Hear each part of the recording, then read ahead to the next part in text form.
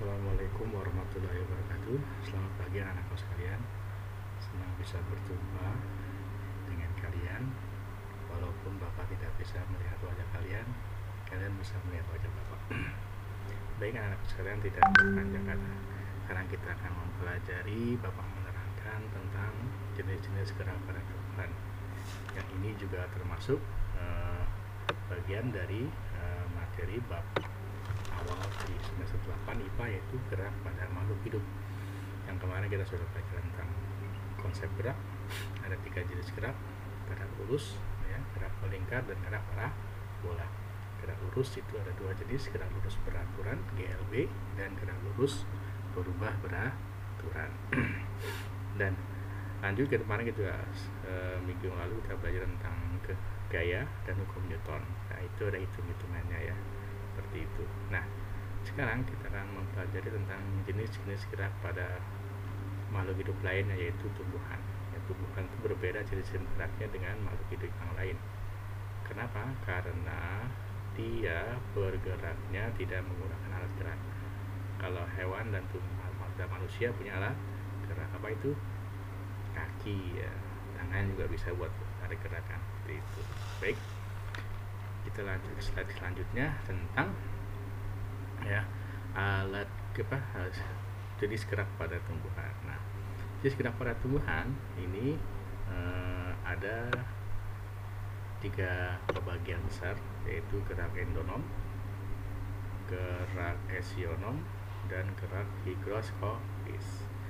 Endonom adalah gerak yang diakibatkan oleh dalam tubuh makhluk hidup tersebut, dalam tumbuhan.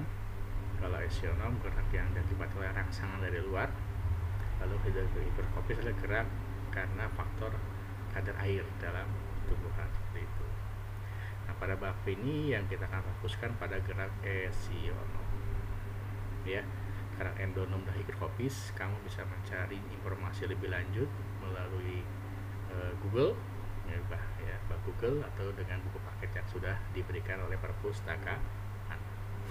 Baik, gerak esionom bertiga jenis, yaitu enasti, tropisme, dan taksis.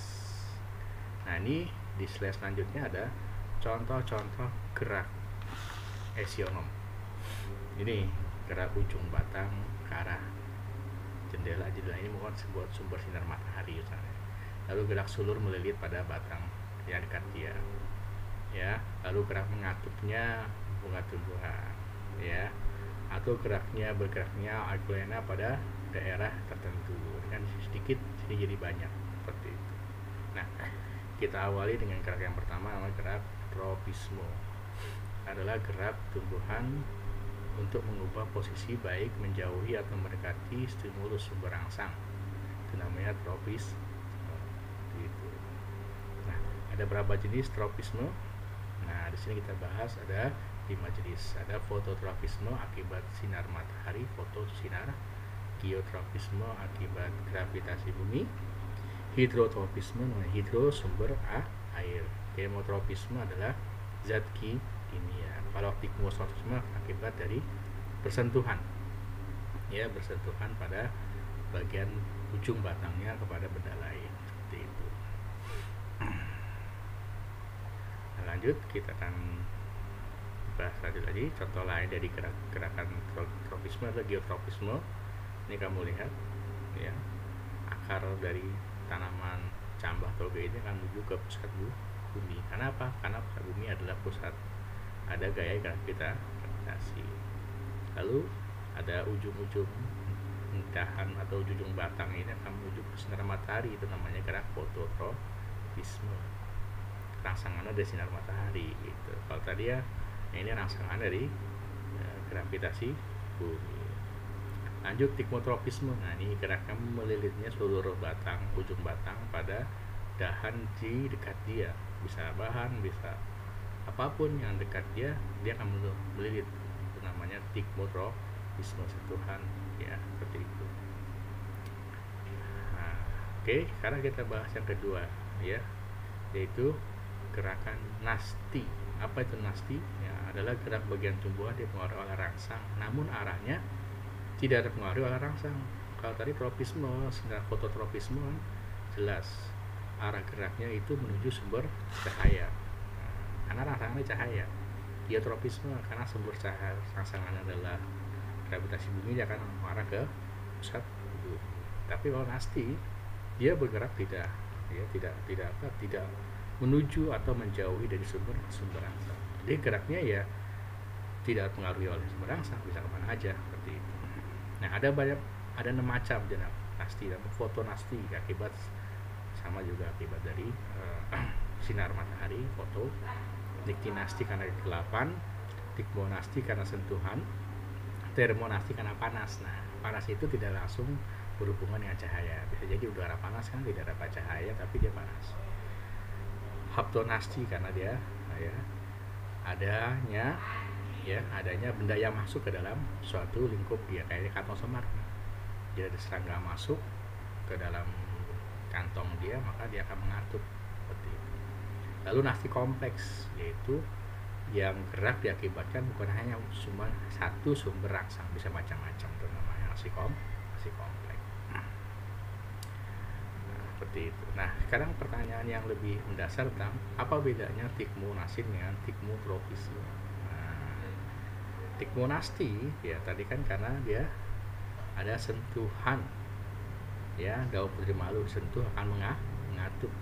Nah, tapi tikmotropisme ya dia itu gerak melilit.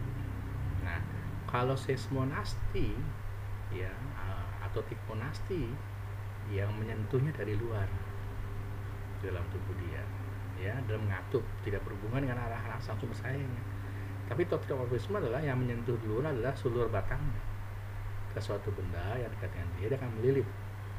Nah, gerakannya melilit itu karena sumber rangsangan sentuhan itu di batang tadi. Kalau ini kan kita mukul sebelah sini, mukul sebelah sini, mukul sebelah sini, artinya sebelah sini, ya, semuanya akan mengatup.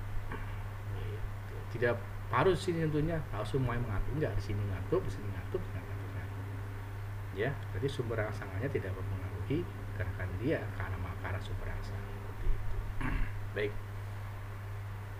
Ya, kita lanjut ke slide selanjutnya. Nah, ini contoh lagi nih yang kamu cari di Google atau di buku paket, ya. Apa yang jenis gerak apa yang terjadi pada bunga Wijaya Kusuma? Nanti pas ulangan atau latihan soal, ya ada soal kerja bisa kamu kerjakan dengan mudah kalau kamu tahu jawabannya. Ya, silakan cari. Seperti itu. Nah, ini bedanya fotonasti dengan termonasti. Foto dari sumber cahaya, kalau termo dari panas, ya kan? Seperti itu. Jadi tidak berhubungan langsung seperti itu. Nah, ada juga namanya gerak sleep movement, gerak tidur pada tumbuhan. Jadi tumbuhan itu bisa tidur juga. Waktu ada cahaya dia tidak tidur, tapi ketika tidak cahaya dia tidur. Namanya gerakan akibat niktinasti karena sumber karena kegelapan seperti itu. Baik anakku, sekarang yang ketiga tentang gerak pada tumbuhan, yaitu gerak esionom, yaitu namanya gerak taksis, yaitu gerak berpindah seluruh tubuh tumbuhan dengan model rangsang. Ada 2 jenis, fototaksis dan kemotaksis. Fototaksis karena rangsangan cahaya, ya, ini dia bergerak pada kloropas yang pada batair daun. Di daun kan banyak ada sel-sel daun. Di bagian sel daun ada namanya bagian yang penuh kloropas, namanya bagian palisade. Nanti kita bahas lebih lanjut. Nah, palisade itu punya kloropas. Nah, kloropas ini bisa bergerak di mana ketika sumber cahaya itu banyak, dia akan menuju ke situ. Nah, yang kedua adalah kemotaksis karena rangsangan zat kimia seperti itu. Nah, zat kimia contohnya seperti apa tadi?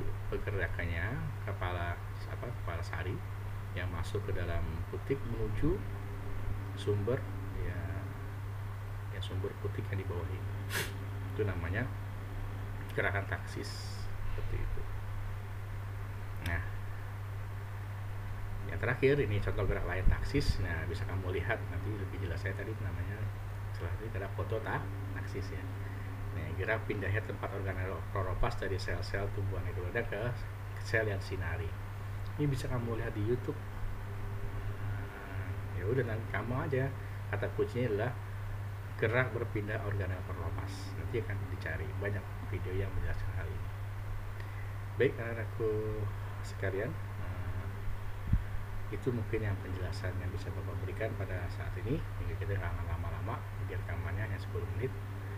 Mudah-mudahan dengan ini memperjelas ya, kamu bisa baca, kamu bisa mendengarkan juga apa yang Bapak bahas, dan juga bisa melihat wajah Bapak secara langsung.